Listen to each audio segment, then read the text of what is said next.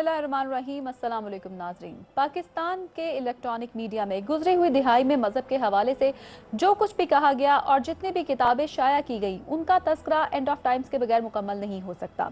ये वो प्रोग्राम है जिसे दुनिया भर में सबसे ज़्यादा देखा गया है, चाहे वो टीवी हो या फिर डीवीडीज हो। सोशल मीडिया पर इसकी व्यूवरशिप सबसे ज़्यादा रही है।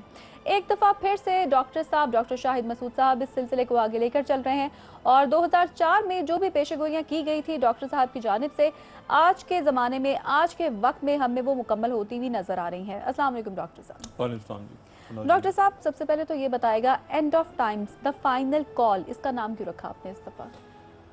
देखिए जी, सबसे पहले तो ये बात कि फ़ाइनल कॉल इसलिए रखा कि गालिबन इसके बाद मैं ये शायद दोबारा ना कर सकूं, ये सीरीज़ दोबारा ना बना सकूं, क्योंकि ये कोई ऐसा सिलसिला नहीं है, ये कोई ऐसी तहकीक नहीं है जिसे बार बार किया जा सके। 2004 में जब मैंने किया था तो ये वो वक्त था जब बहुत ज़्यादा सोशल मीडिया नहीं था, यूट्यूब, ट्विटर, फेसबुक, ये सब कुछ नहीं था उस वक्त। और मैं मीडिया में आए हुए भी बहुत अरसा नहीं गुजरा था। मैंने कुछ जंगें कवर की थी, इराक वॉर थी, अफ़गानिस्तान की वॉर थी, वहाँ से वापसी हुई थी और उसी दौरान कुछ लोगों से मुलाकातें हुई थी, मशरिक़ वस्ता में कुछ बातें डिस्कस हुई थी। एयरवाई पे आने के बाद मैंने ये आइडिया डिस्कस किया मैनेजमेंट के साथ और बड़ा मुश्किल था उस वक्त कि किसी ऐसे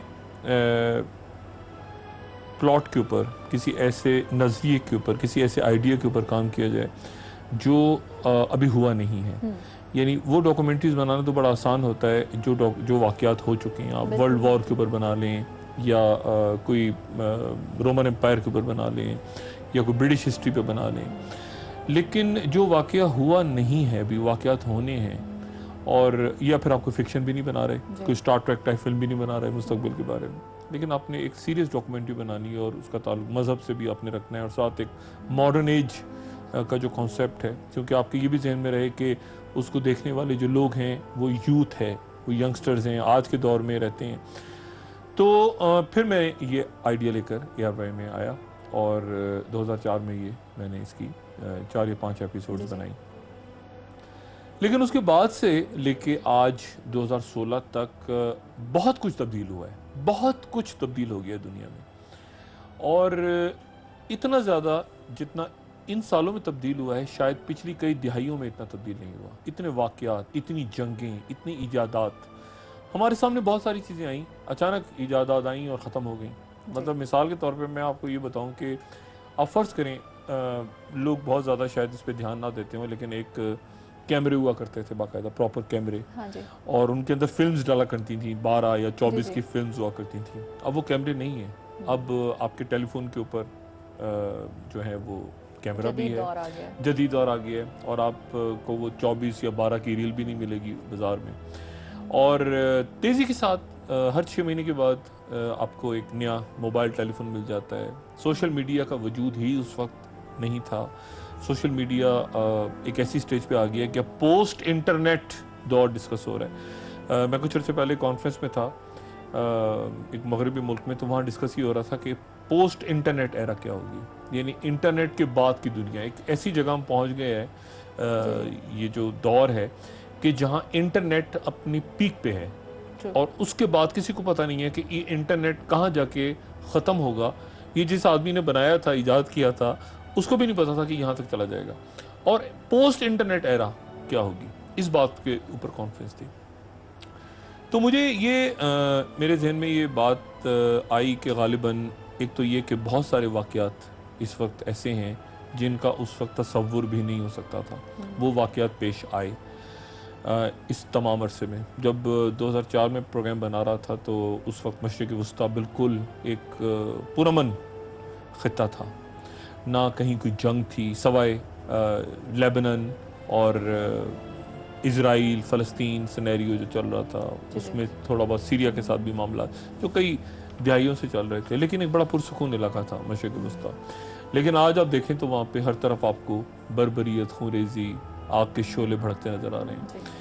अगर आप आ जाएं अफ़गानिस्तान और पाकिस्तान और ईरान और इस तरफ, तो यहाँ पर भी आपको एक बदअमनी और क्यास नज़र आ रहा है। इसी तरह से आप अगर चले जाएं रशिया, ये दोबारा इमर्ज हो रहा है, बाल्कन स्टेट्स हैं, आपका सेंट्रल एशिया है, यानी इतना कुछ हो रहा है कि मुझे ऐसा एहसास हुआ कि शायद इसको एक दफ़ा दोबारा बना के और रख दिया जाए, और ये गालिबन इस दौर का, इस अहद का एक आप समझ लें कि एक विटनेस होगी, एक शहादत होगी कि इस दौर में जो आने वाले वक्त में अगर ये काम रहा, और यकीनन रहेगा क्योंकि किताबी शक्ल में भी आ जाएगा और बाकी सूरतों में भी, तो कहीं ना कहीं ये एक रेफरेंस पॉइंट के तौर पे ज़रूर इस्तेमाल होगा, जिस तरह 2004 के प्रोग्राम्स होते रहे। अच्छा डॉक्टर साहब, 2004 का जो आपका प्रोग्राम था उसमें जो भी आपने प्रेडिक्शंस की थी, ज़्यादातर वो हमें इवेंट्स की सूरत में नज़र आ गई हैं। अब ये बताएगा कि ये जो फाइनल कॉल, इसमें आप ऐसा नया क्या लेकर आ रहे हैं?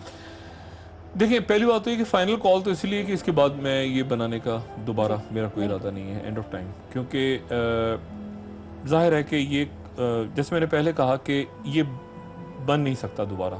इसमें बहुत से वाक़यात जो आज हो रहे हैं, जो आने वाले चंद सालों के अंदर मुझे अंदाज़ा है कि शायद और वाक़यात पेश आएँ, उनका मैं तज़किरा कर दूंगा, लेकिन ये दोबारा बन नहीं सकता, एंड ऑफ टाइम।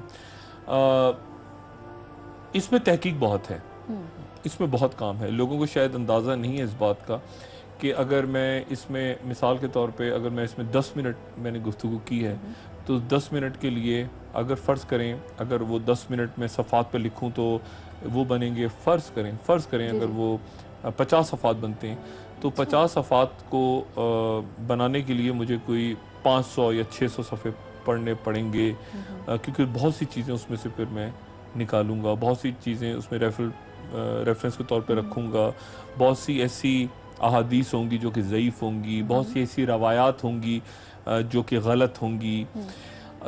ये बड़ा ज़रूरी है कि अगर आप मज़हब के ऊपर कोई भी बात कहें और लिखें, तो उनको तमाम जो जमहूर उलमा हैं वो उसको एक्सेप्ट करें, उसे कबूल कर लें, और कहीं कोई तनाज़ा ना खड़ा हो, मज़ीद फितने का सबब ना बने आपकी गुफ्तगू, क्योंकि ये हसास टॉपिक्स हैं, ये बड़े सेंसिटिव टॉपिक्स हैं, और मुख्तलिफ उलमा मुख्तलिफ अंदाज में देखते हैं इसको।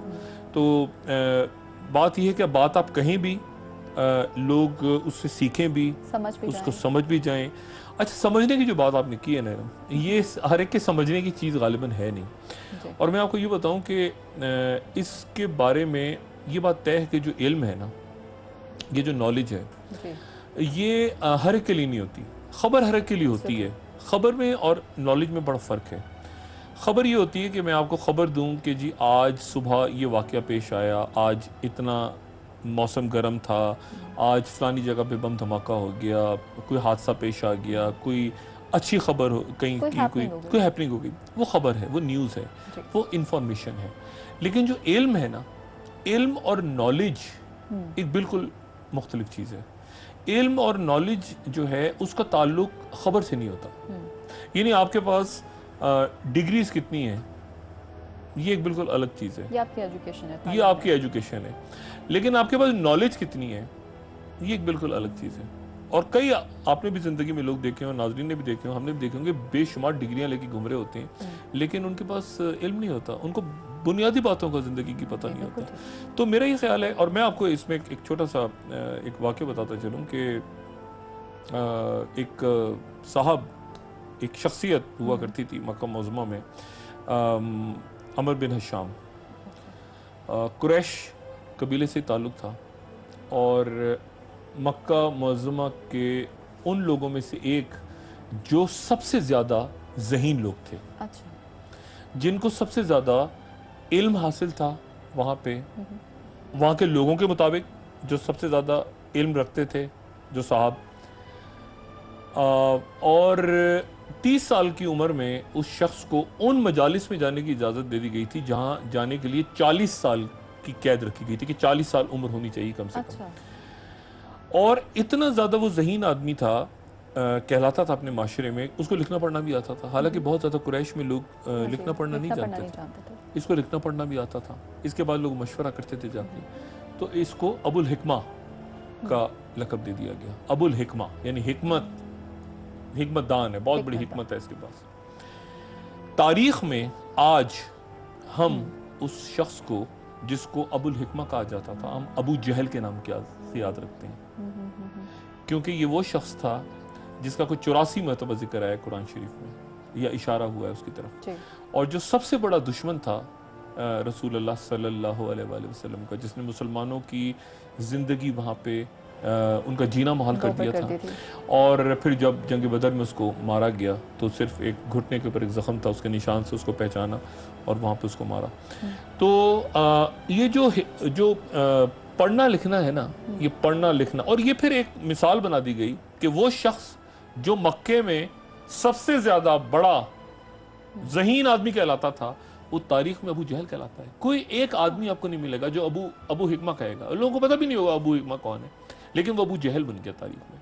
तो इल्म का, हिकमत का कोई ताल्लुक नहीं है आपकी डिग्रीज के साथ, आपके पढ़े लिखे होने के साथ। इसका ताल्लुक, ये एक अलग चीज़ है इल्म। और इल्म अल्लाह जिसको देता है, ये बहुत बड़ी बात है कि अल्लाह ताला किन लोगों को इल्म देता है। तो मेरा जो कहने का मकसद है वो सिर्फ ये है कि इसमें ये जो भी सिलसिला है एंड ऑफ टाइम का, मेरे पास उतना इल्म तो नहीं है, ना मैं आलिम हूँ, ना मैं कोई फ़िलासफ़र हूँ, ना मैं कोई मजहबी रहनुमा हूँ, ना कोई लीडर हूँ, लेकिन मैंने कोशिश ये की है कि जो करंट अफेयर्स के ऊपर प्रोग्राम्स मैं करता रहा हूँ या जो मैं देखता रहा हूँ, उनको जितना मैंने देखा और सीखा है और जितना मैंने उलमा को सुना है, समझा है, उनकी किताबें पढ़ी हैं, उनको मैं किसी तरह से आपस में कनेक्ट करूं मौजूदा हालात के साथ। क्योंकि मैं आपको बताऊं, जितना मैंने काम देखा आज से ज़्यादातर काम इस मौजू पे हुआ वो 20 साल, 25 साल, 50 साल पहले, कोई 300 साल पहले की किताब रेफर हो रही है, कोई 500 साल पहले की किताब रेफर हो रही है। अब उस वक्त जो है वो सितारे कुछ और हैं, आसमान कुछ और है, जो है ज़मीन कुछ और है, गाड़ियां हैं नहीं, घड़ियां हैं नहीं। उस वक्त जो लोगों ने इवन जो तफसीर लिखी है लोगों ने, वो तफसीर अगर कुरान शरीफ की आप पढ़ें तो जो आज की तफसीर है वो आपको बिल्कुल मुख्तलिफ नजर आएगी। उस वक्त की अहादीस को आप आज के दौर के साथ देखें, रिलेट करें तो वो बिल्कुल अजीब नजर आएंगी। तो मेरा ये ख्याल है कि वो जो मेरी कोशिश ये होगी कि जो कुछ आज हो रहा है, जो आज के यंगस्टर्स, जो आज के लोग हैं, उनको मैं किसी हद तक कायल कर पाऊँ कि ये जो कुछ हो रहा है इसमें और जो 1400 साल पहले बात की गई थी, इनका आपस में क्या लिंक है। डॉक्टर साहब, बातों का सिलसिला यहीं से आगे बढ़ाएंगे। यहाँ पे वक्त एक ब्रेक का, ब्रेक के बाद दोबारा हाजिर होते हैं।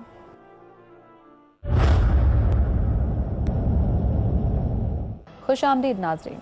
डॉक्टर साहब, बहुत से इस्लामिक स्कॉलर्स जो हैं आपसे पहले भी वो लिख चुके हुए इस हवाले से, ये बताएगा कि आप जो रिसर्च कर रहे हैं या आपका जो ये end of time the final call है, कैसे मुख्तलिफ फिल्म्स है? ये बात मैंने आपको भी बताई, मैंने आपको ये बताई ना बात कि वो ज़्यादातर काम, देखें ज़्यादातर काम तो इस पे हुआ, आप समझें कि पहले तो कुरान शरीफ की तरफ, ठीक है, क्योंकि एंड ऑफ टाइम सूरह क़यामा के नाम से मौजूद है।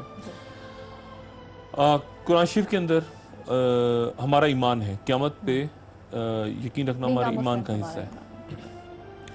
फिर उसके बाद अहादीस, और अहादीस में भी ये देखना कि किस साहबी ने क्या बात की, किस खलीफा ने क्या बात की, किस इमाम ने क्या बात की, और फिर उसकी तफसीर किस तरह बयान। ये सारा काम इस्लाम के पहले चंद 100 सालों में मुकम्मल हो गया था।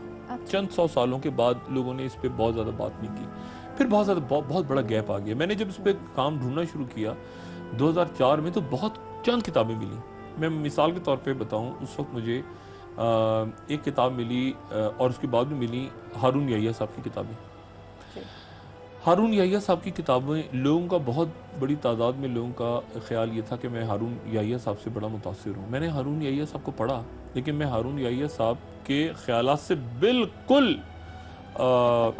इत्तेफाक ही नहीं करता उनके ख्यालात से, क्योंकि उसकी लेकिन चूंकि टाइम वो हो गया कि एंड ऑफ टाइम और एंड ऑफ टाइम के इत्तेफाक, तो वो क्योंकि हारून याहिया साहब जो है वो एक मैं उनसे इख्तलाफ करता हूँ इज़्ज़त के साथ, लेकिन वो एक कल्ट के तौर पे गालिबन अगर आप उनके टीवी प्रोग्राम या उनकी गुफ्तगू सुने तो उसमें जो ख़वातीन हैं और जो उनका स्टाइल है बात करने का, और दूसरी बात है कि हारून याहिया कोई साहब नहीं है, उनका नाम कुछ और है।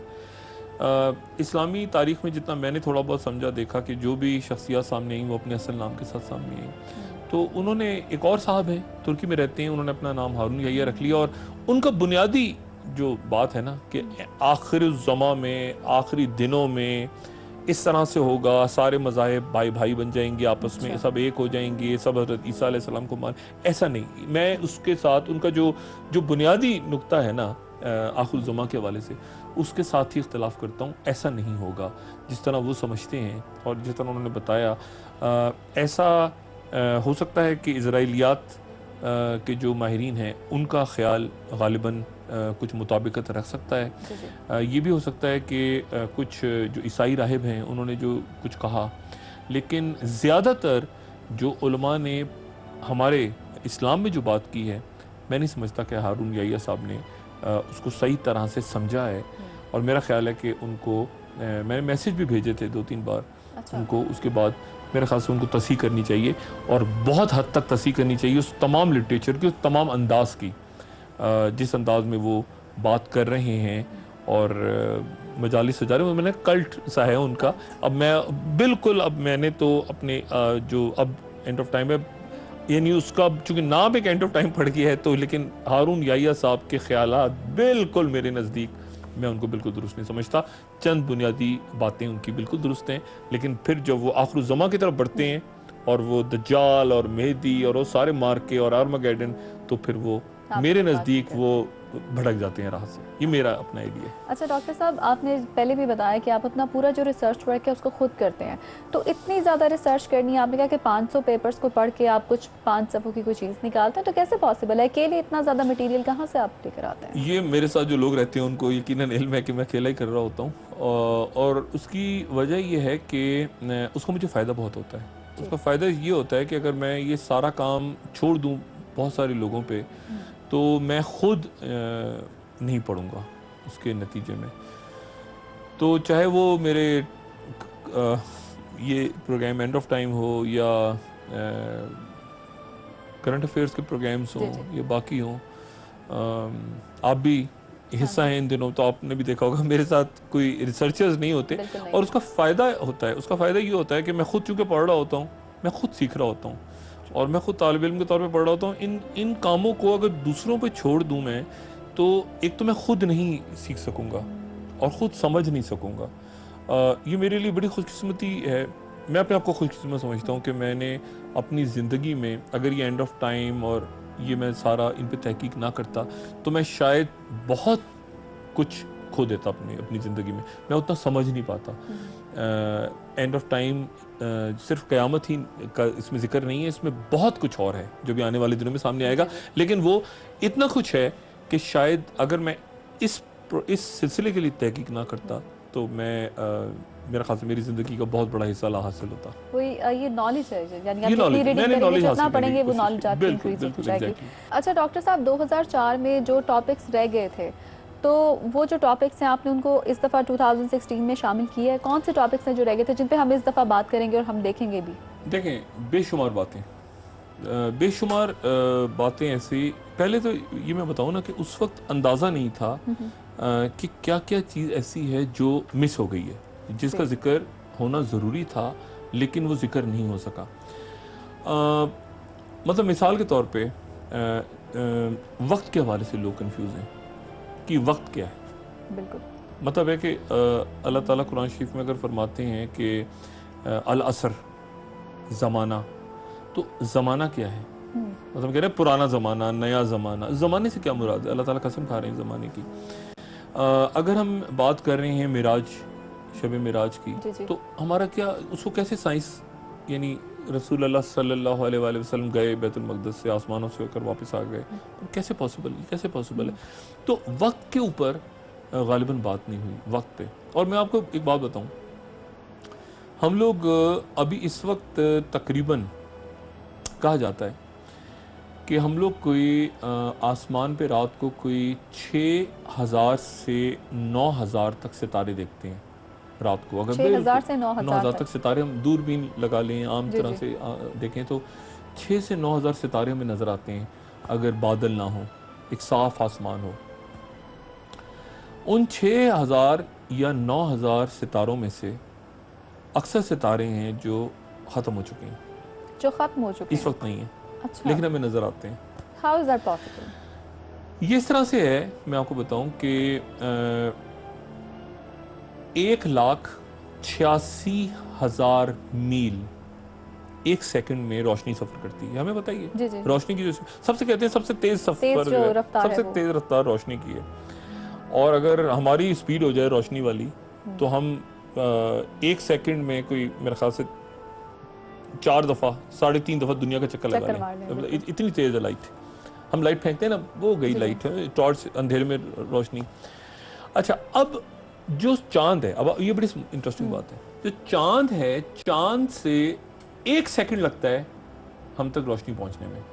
एक सेकंड एक लगता सेकंड है, में, Just 1 one second. सेकंड में चांद से रोशनी हम तक पहुंच जाएगी। हम्म, लेकिन जो सूरज है, सूरज से हम तक रोशनी पहुंचने में 8 मिनट लगते हैं। 8 8 मिनट, मिनट, 1 सेकंड और 8 हाँ, मिनट। यानी सूरज इतना दूर है कि उससे जो रोशनी है वो 8 मिनट बाद पहुंचेगी। जी जी, चांद से 1 सेकंड में पहुंच जाएगी, ठीक है ना? तो 8 मिनट लगे रोशनी को पहुंचने में। अब रोशनी की स्पीड क्या है? रोशनी की स्पीड है 1,86,000 मील या 3 लाख किलोमीटर। अगर आप जी, जी। किलोमीटर में लें, किलोमीटर में ले लेते हैं ना, 3 किलोमीटर लाख से ले लेते हैं, किलोमीटर ज़्यादा ही एक लेते हैं। सेकंड। 1 सेकंड में 3 लाख किलोमीटर, तो इससे आप अंदाजा लगाएं कि 8 मिनट लग रहे हैं, तो सूरज कितनी दूर है? उसकी तो फिर बहुत ज्यादा बहुत मुसाफत ज्यादा। होगी। अच्छा, अब सितारा जो है, जो सितारे हैं, अब जो सबसे करीब सितारा है, हम सबसे करीब सितारा है, सबसे जो हमें करीब तरीन सितारा, एक तो सूरज है ना, सूरज भी जी, जी। सितारा है, आपको पता है सियारा नहीं है। जी जी, जो सबसे करीब स्टार है, जो आपको बहुत बड़ा सा नजर आता है, उससे हमारा फासला कितना है? उससे हमारा फासला है कोई 4.5 light years. Light years. Light years, यानी वहां से हम तक रोशनी पहुंचने में 4.5 साल लग रहे हैं। ठीक है, 4.5 साल लाइट ईयर्स जो है। Light year. अब आप तसव्वुर करेंगे वो सितारा कितनी दूर है। यानी 1 सेकंड में अगर 3 लाख किलोमीटर तय कर रही है रोशनी, जी, तो 4.5 साल में रोशनी कितना फासला तय करेगी। बहुत दूर है। तो इस वक्त मैं जो सितारा देख रहा हूँ, उसकी जो लाइट है वो वहां से 4.5 साल पहले शुरू हुई थी। अच्छा, यानी मेरा वो ख्याल है इतनी मैं पहले। बात समझा पाने में जी जी कामयाब हो जी, गया आई एम हूं। Getting your point. यानी जो सबसे करीब सितारा है उसको 4.5 साल लगे हैं उसकी लाइट मुझ तक पहुंचने में, जमीन तक आने के। जमीन तक आने में। अब मैं एक सितारा टूटता हुआ देख रहा हूँ, तो वो सितारा अभी नहीं टूट रहा। अच्छा, वो भी पहले टूट चुका होता है, काफी वो अर्सा बहुत पहले। पहले टूटा है, उसकी लाइट मुझ तक अब आ रही है। वो मैं अच्छा। टूटता हुआ अब देख रहा हूँ, वो सितारा टूट के गिर रहा है। लेकिन वो सितारा जो है वो हो सकता है कई खरब मील दूर हो दुनिया से, अच्छा। और कई कई पता नहीं कितने साल पहले का वाकया हो, कितने साल पहले का वाकया। तो जैसे मैंने कहा ना कि 4.5 साल तो इसको लग रहे हैं सिर्फ। अब फर्ज करें अगर सबसे करीब तरीन सितारा टूटता हुआ नजर आ रहा है, जी, तो आप समझ लेंगे 4.5 साल पहले टूटा है वो, 4.5 साल पहले। क्योंकि इतना टाइम लगा है ना लाइट। तो ये एक ऐसा कॉन्सेप्ट है, एक ऐसी मिस्ट्री है, जी, एक ऐसा तस्वुर है वक्त का। अब मिसाल के तौर पे चलिए मैं और आपसे पूछता हूँ, वक्त के बारे में पूछता हूँ। अगर मैं आपसे घड़ी भी ले लूँ आपकी, जी। तो वक्त तो कैसे, आपको वक्त कैसे पता चलेगा? सूरज की रोशनी देख के मैं आपको अंदाजा कमरे हो में सकता है। कमरा हो, सूरज को भी ना देख पाए आप, हाँ हाँ, फिर तो बहुत मुश्किल हो जाएगा। आप सूरज को भी नहीं, आपको पता ही नहीं चल रहा, उस कमरे में रोशनी भी नहीं है, आपको कैसे पता चलेगा दिन और रात का और वक्त गुजरने में? That is something very difficult to answer. नहीं पता चलेगा। तो आपकी पूरी जो जिंदगी है बुनियादी तौर पे, अगर आपके हाथ से घड़ी ले ली जाए, तो वो सूरज के डूबने पे जवाल का वक्त क्या है, दोपहर हो गई, शफक का टाइम, उफक का टाइम, रात का पहला पहर, हम ये सुनते थे ना, हाँ रात जी। का दूसरा जो पहर। पहले घड़ियां नहीं होती थी, घड़ियां- वैसे ही अंदाजे पहर- लगाए पहर जाते के हवाले थे, से चला बिल्कुल, था हाँ ना। जी। तो सूरज के हवाले से, सूरज और चांद के हवाले से लोग सारी जिंदगी अपनी गुजारते थे, वक्त की पैमाइश भी ऐसी करते थे, और आज भी ऐसी करते हैं। आज भी ऐसे करते हैं ना बुनियादी जी। तौर पे। कितनी देर में जमीन घूमी सूरज की गिर तो साल बन गया, वो हाँ जी, हाँ 365 दिन है कि एक लीप ईयर आपने घुसा दिया बीच में। अगर आप इसको, और फिर ये 60 सेकंड्स का 1 मिनट, ये कैसी आपकी घड़ी पे है ना, घड़ी ले ली जाए तो आपको कैसे पता चलेगा 1 मिनट हो गया? आप या तो काउंट करते हैं मुस्तकिल, और वो काउंटिंग पॉसिबल में, नहीं है कि आप काउंटिंग में भी खराब हो जाएगी ना, सेकंड और काउंट में फर्क है। जब आप 99 करेंगी तो 99 वो 1 सेकंड से ज्यादा बड़ा हो जाएगा, सेकंड पीछे रह जाएगा। अगर आप 98, 99 और उर्दू में गिनना शुरू कर दें या पंजाबी में, अरबी में, तो बहुत ही पीछे रह जाएंगे, वो इतने लंबे अल्फाज होंगे, वो पल जो है वो सेकंड वो पीछे रह जाएगा। और आप कैसे नापेंगे माइक्रो सेकंड्स को? और सेकंड से भी तो छोटे पैमाने हैं ना। तो बात ये है कि आप टोटल डिपेंडेंट हो गए हैं घड़ी के, टोटल घड़ी, स्मार्ट वॉच, ये सारी। और जो वो वक्त है जिसका जिक्र अल्लाह ताला फरमा रहे हैं, ये कुरान शरीफ में लिखा है, क्या वो वक्त डिपेंडेंट है इस घड़ी के? जो घड़ी आज तो पहनी हुई है मैंने और आपने, लेकिन मुझे नहीं पता कि 200 साल के बाद किस तरह की घड़ियां होंगी और किस तरह का पैमाना होगा।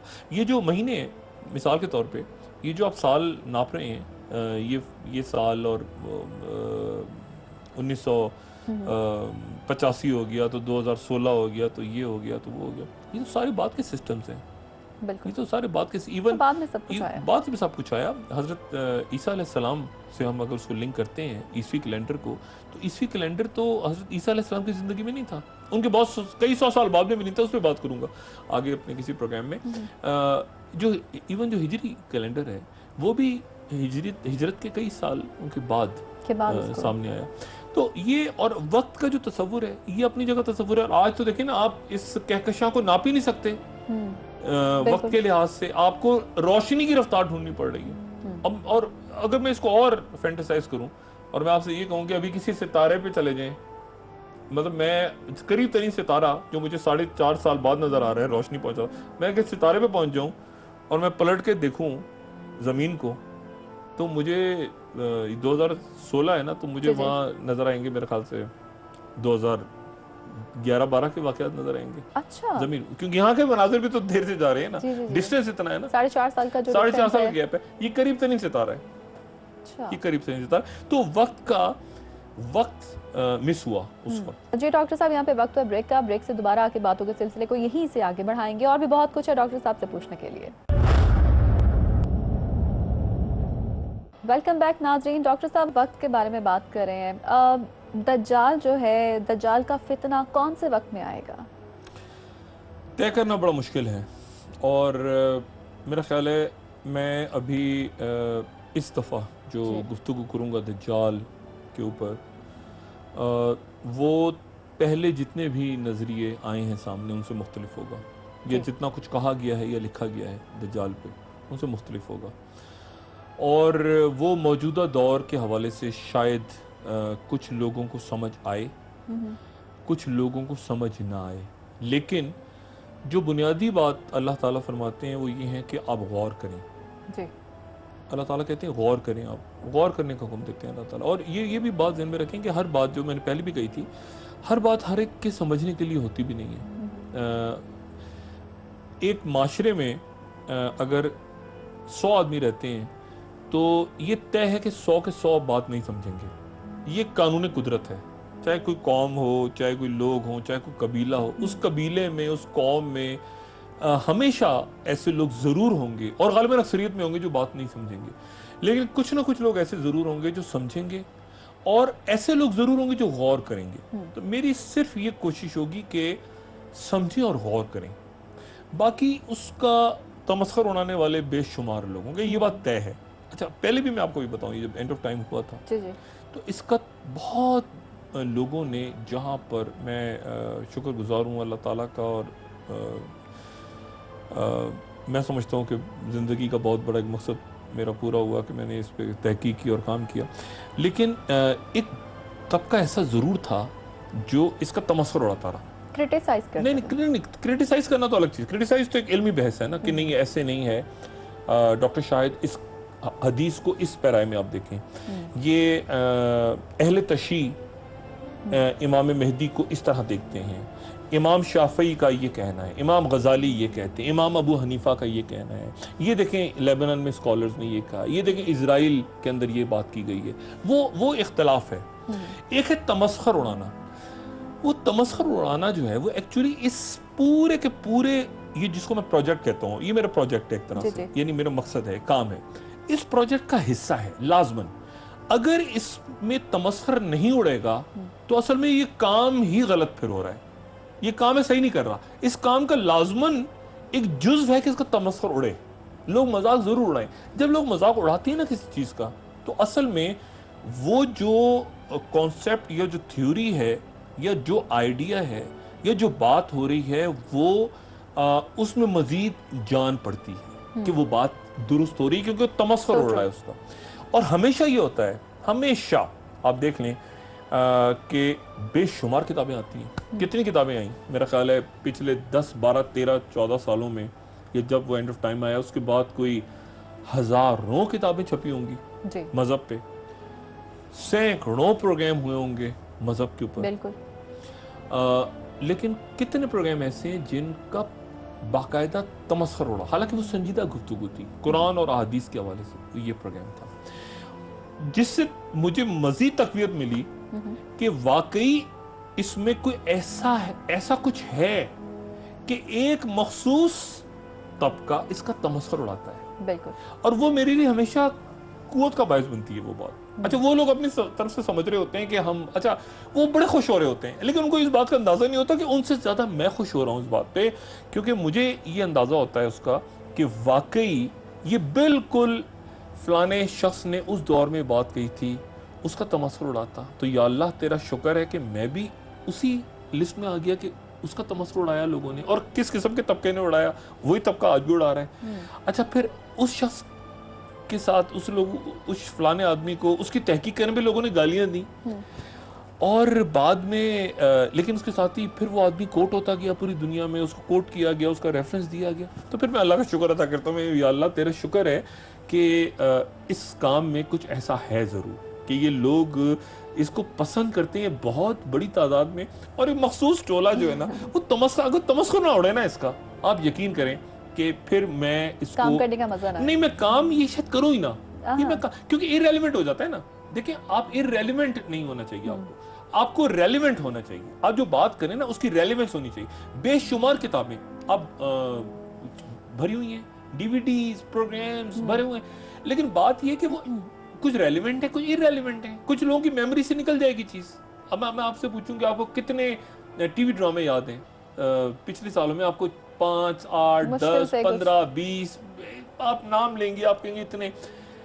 लेकिन अगर मैं आपसे कहूं एंड ऑफ टाइम कहूं अचानक लोगों से, अचानक पाकिस्तान में या पाकिस्तान से बाहर जो उर्दू समझने वाले लोग हैं, या अब तो कोशिश है कि इंशाल्लाह ये अरबी में और बाकी ज़बानों में भी मैं करूँगा, ये डब होगा। तो जब एंड ऑफ टाइम का जिक्र होगा तो लोग आज भी वो एंड ऑफ टाइम एक ही है, बस एक ही बनाया लोगों ने, बाद में कोशिश की, लेकिन वो चूंकि कोशिश की अच्छी की कोशिश की उन्होंने लोगों ने, लेकिन वो चूंकि उसकी कॉपी हो रही थी तो वो फिर पीछे हट गए। जिसका काम है ना, मेरा यही काम, मेरा ये सब्जेक्ट है, इसको मैंने एज ए सब्जेक्ट लिया है एंड ऑफ टाइम को। मैं और बहुत सारे जो मजहब से रिलेटेड बातें हैं उनमें नहीं गया, ये मेरा चूंकि सब्जेक्ट है, इसलिए मैं समझता हूँ कि मैं थोड़ी बहुत इस पर अथॉरिटी बन चुका हूँ, और इसलिए बन चुका हूँ कि मैंने इसको पढ़ा है, मैंने इसमें बहुत मेहनत की है, बहुत किताबें, और ऐसा नहीं है कि ये यानी जो उलमा हैं उनसे मैंने बात की है, मैं स्कॉलर से मिला हूँ दुनिया भर में। और मैं आपको एक और बात बताऊँ, ये 2004 में जब आ गई एंड ऑफ टाइम, उसके बाद मैं बाहर गया, मैं अमेरिकन यूएस स्टेट डिपार्टमेंट ने बुलाया, एक्सचेंज प्रोग्राम था, वहां गया हूं, तो वहां पर थिंक टैंक्स के अंदर में मुझसे पहला सवाल हुआ, उन्होंने कहा या जो एंड ऑफ टाइम बनाई, तो मैं हैरान, मैंने कहा वहां पर देखी गई है। उन्होंने कहा आप ये जो बात कर रहे हो सपोजिटली ये तो पीसफुल है सारा, कब तक देख रहे हो? मैंने कहा जी मुझे नहीं पता, लेकिन उसके बाद मैं चूंकि जाता हूँ, मिलता हूँ लोगों से दुनिया भर में, तो वो फिर अहादीस में जब आता है यमन का जिक्र, और अहादीस में जब आता है शाम का जिक्र, शाम कि उस वक्त से बचो जब शाम में फितना, तो अब शाम, यमन, जंगें, इनके हालात हमारे सामने, नजद, खुरासान, ये बातें लोगों को उस वक्त 2004 में समझ में ही नहीं आती थी जो मैं कहता था। अब चूंकि समझ शायद ज्यादा बेहतर तौर पे आ जाए, तो इसलिए मैं इसको एक फाइनल कॉल करके इसकी एक सीरीज दोबारा बना रहा हूँ। जी डॉक्टर साहब, बहुत शुक्रिया हमारे साथ रहने के लिए। नाज़रीन, आपका भी बहुत शुक्रिया डॉक्टर साहब। कल दोबारा आपसे मुलाकात होगी जिसमें मजीद भी सवालात जो हमारे ज़हनों में हैं वो हम आपसे आके पूछेंगे। बहुत शुक्रिया नाज़रीन हमारे साथ रहने के लिए। अल्लाह हाफ़िज़।